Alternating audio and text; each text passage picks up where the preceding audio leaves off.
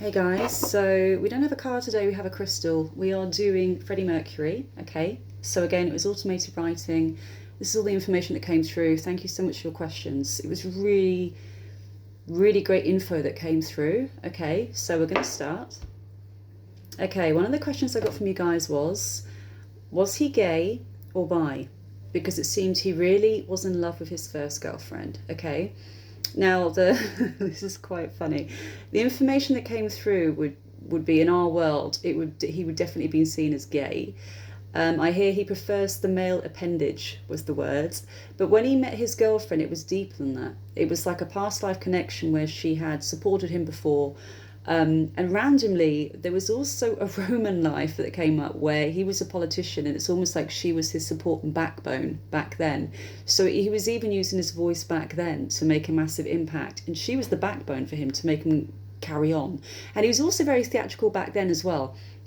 He was almost like he could play up to the audience back then, even doing politics and that kind of thing. Not even as a musician, he just had something. He had that spark even back then. So she was his backbone in that life, and it was in this life as Freddie Mercury the reason he launched his career in the first place, because she made it okay for him, to be daring, and the word came out was unapologetic was the word he used. And it was also like coming home when he met her. So it's like coming home when he met her. She was somebody that was extremely kind, nurturing. The word was caregiver. She was a caregiver. And he also trusted her implicitly was another word that came up as well. And it's also that connection, because I do feel they've lived lives together before and they've always supported each other. Basically, anytime he's had a major mission to do on Earth, she has been the one to support him in some way. I keep hearing backbone. She's been his backbone. So there's been multiple lives, I feel, there where he has had certain missions. And a lot of missions is speaking, by the way. If it's not a musician, like I said, it's very vocal in politics, or it's never really writing, it's always speaking. Word of mouth, I hear. So I feel it's speaking all the lives he's ever had. And then I had here, let's see what he says. He also says he owes her his career, as it would never have taken off, nor would he have jumped in the deep end and been completely him if it was not for her. So she encouraged that. So I don't know if you've seen the film, but pretty much like the film where she encouraged him to be really theatrical and express himself through dress and everything like that. That's kind of what he's saying here as well. There was a lot of love there from now until forever. Oh, I hear. Okay, so that's what came up last night. What did he think of the film adaptation of his life? I thought it was bloody amazing. I'm laughing here because the word was, I think this is him, like, the energy is more jokey here. It doesn't really mean it, okay? Incredible attempt was the word. And the best that it's likely to be, but he didn't camp it up enough. But overall, yes, he did him justice, and he got the walk down, or he was calling it the peacock strut. The peacock, being a peacock. I didn't even know what this meant until after, and I looked at it, and then I realised he did a peacock strut or something. It was one of his styles, or it was a joke about himself.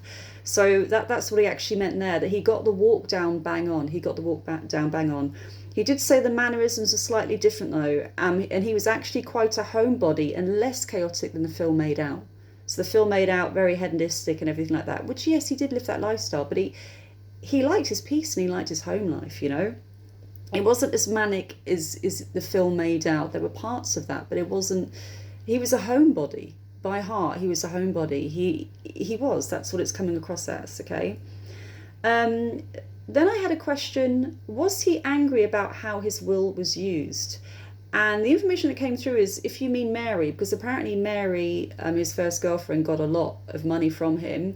She launched him and was there for him throughout his life, even when he caused her unintentional pain, were the words that came through. And I feel that's about him coming out as gay, having affairs with other men.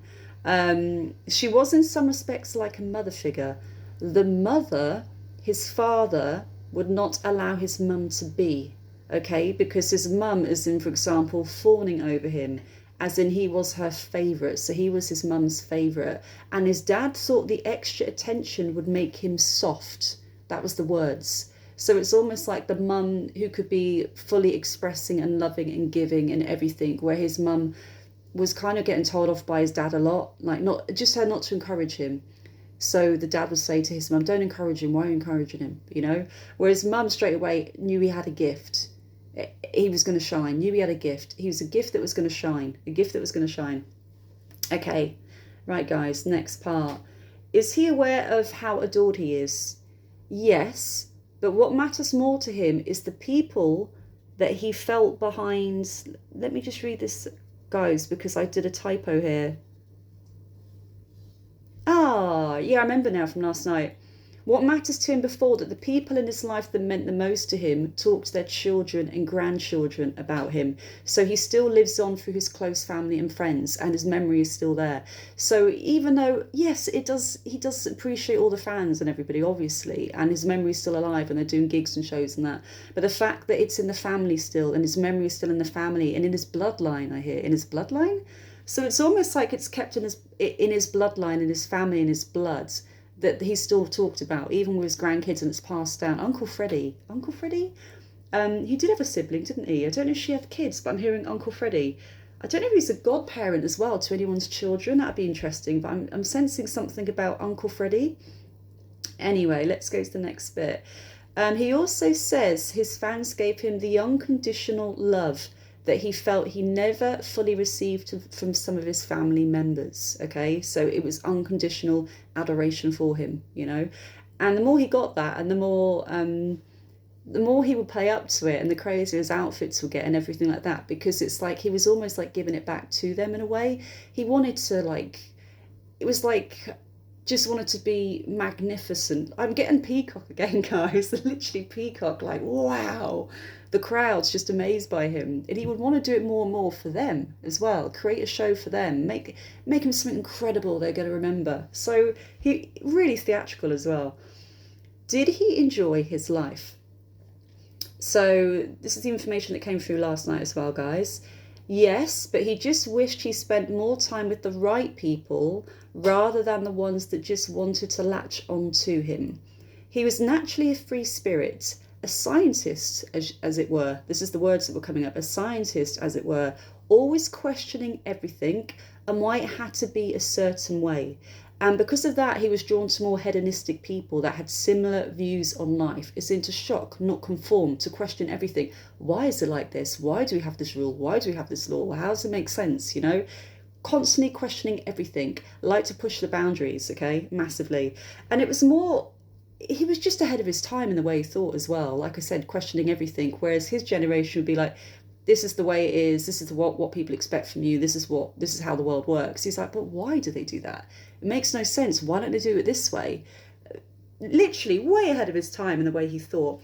And I do get scientists, and I do get like a joke here, like he would be a great scientist and love to create new things the world have never seen before. Like this crazy kind of brain, incredible brain, highly, highly intelligent. And then what did he say here? Yeah, so he liked people that were also like him, like to shock and not conform. But when really the people that mattered to him were less showbiz and in the limelight, so the people that really mattered to him were, I think, his last partner. I can't remember his name. I'm so sorry. This is so terrible. I didn't write down his name.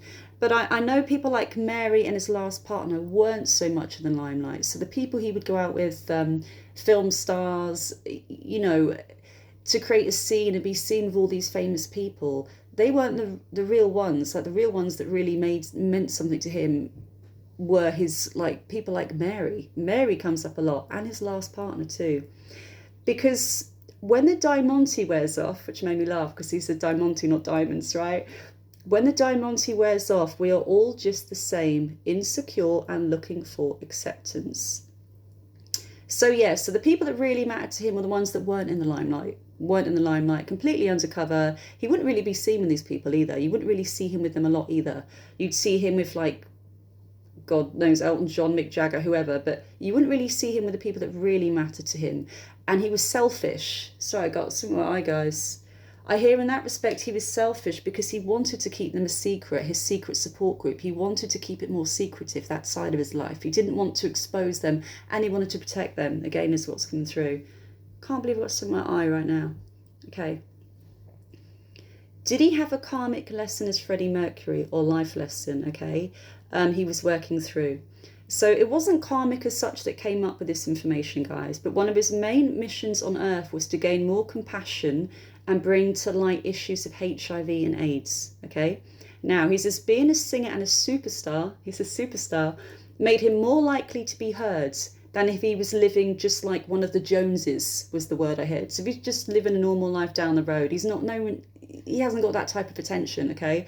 But by being again, I'm hearing the joke, global superstar, darling. So being a global superstar, that's what we're going to call him, okay? Global superstar. It was such a shock to people when this happened to him. It made such an impact, and it made people question their mortality. Now, I don't know how true this is, but I'm getting through now that a lot of people had tests done. Tests went up after this happened to him as well. So it also helped a lot of people get the support they needed and have truthful conversations with family members. And I hear it's a catalyst. So his death was a catalyst for people to be tested and to take more care, you know. So a catalyst, his death was a catalyst to help with HIV and AIDS, if that makes sense, guys. So yes, and again, it says because he was so famous, it created more of a shock when the world found out about it, and it brought HIV to the forefront, as it was a much needed topic that the information had to be released and the public had to be more aware of it. This next one's really funny. Next question. Is he still with his cats? Yes, and they are still fat, he said. That's it, okay? They're still fat. Don't know how many cats he had. Right. What's the best takeaway from your life you would want us to know? Okay. Oh, this is really deep, this one, okay? This is really impactful, honestly. Never underestimate your value and what the changes you can make in other people's lives, just with a kind word. You don't need to be, again, his joke, rock royalty. You just need compassion, and the word was to lend an ear, Not enough people truly listen. They make it about them. Even if there is just one person you really listen to this weekend, do it. Listening is such a simple thing, but it shows the other person they matter, and their feelings matter, and their fears about life are validated. So maybe this is coming up. A lot of his life was in secrecy for a large part of it as well, you know, before he came out. I know his inner circle knew, but you know, he was trying to hide it to quite a big extent at one point of his life.